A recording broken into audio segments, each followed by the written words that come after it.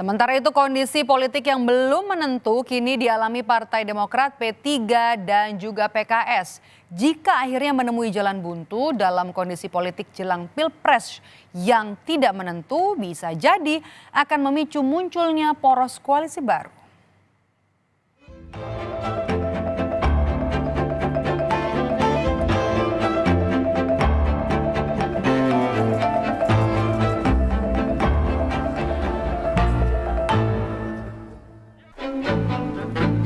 Wacana poros koalisi keempat atau poros baru mengemuka di saat sejumlah parpol mengalami kondisi politik yang tidak menguntungkan atau penuh ketidakpastian.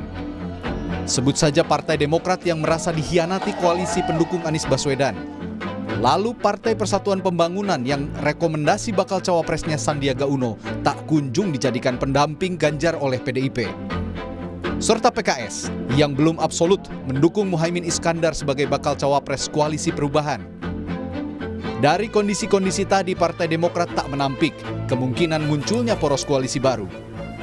Yang pasti kan ada dua koalisi, koalisi dengan Pak Ganjar maupun koalisi dengan Pak Prabowo.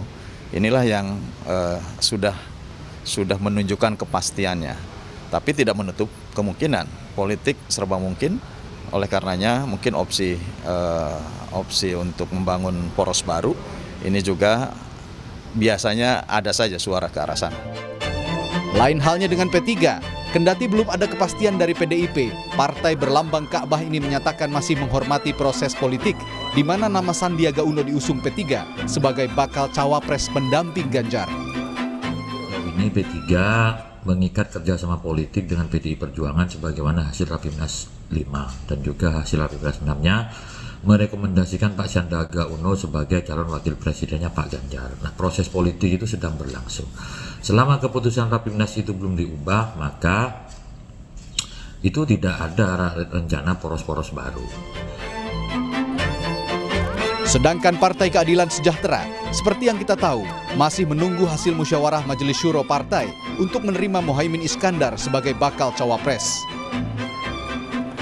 Nama Bapak Abdul Muhaimin Iskandar sebagai bakal calon wakil presiden insya Allah akan diusulkan untuk dibahas pada musyawarah Majelis Syuro Partai Keadilan Sejahtera.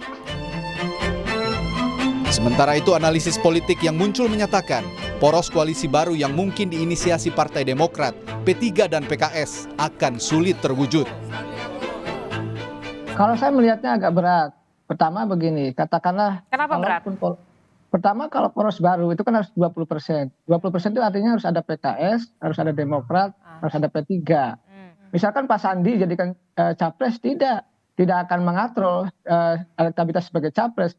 Karena di lembaga survei Pak Sandi sebagai cawapres.